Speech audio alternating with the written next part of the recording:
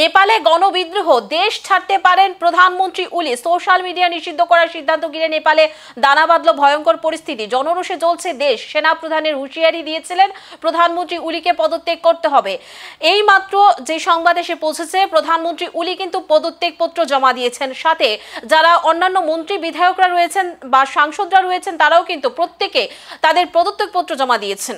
প্রতিবেশী দেশ নেপালে ভয়ঙ্কর অস্থিরতা, গণবিদ্রোহের মুখে পদত্যাগ করলেন প্রধানমন্ত্রী কেপি শর্মা ওলি। সেনা প্রধানের পরামর্শের পরে সিদ্ধান্ত নিলেন তিনি। বিকেল 5টার পর ঘোষণা হতে পারে নতুন প্রধানমন্ত্রীর নাম। ফেসবুক, ইনস্টাগ্রাম সহ একাধিক সামাজিক মাধ্যমে নিষেধাজ্ঞা জারি হওয়ার পর থেকেই চলছে নেপাল। রাজধানী কাঠমান্ডু থেকে শুরু করে দেশের বিভিন্ন প্রান্তে প্রবল বিক্ষোভ।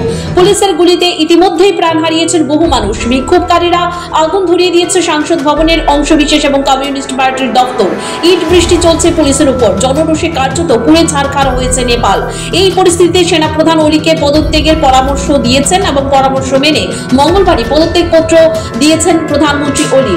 সূত্রের খবর, তিনি চিকিৎসার অজুহাতে বিদেশ পালানোর তোড়জোড় করছেন। ওলি বিক্ষোভকারীদের উদ্দেশ্য এক বার্তায় বলেন, হিংসা দেশের জন্য হিতকর নয়, শান্তিপূর্ণ সংলাপেই সমাধান সম্ভব। তবে সেই বার্তায় জনরোষ প্রশমিত হয়নি। এর মধ্যেই নেপালের অন্তত 10 জন মন্ত্রী ইতিমধ্যেই পদত্যাগ করেছেন। সব সাংসদ ও মন্ত্রীদের পদত্যাগপত্র জমা দেওয়ার কার্যত ভেঙে পড়েছে নেপালের কমিউনিস্ট সরকার।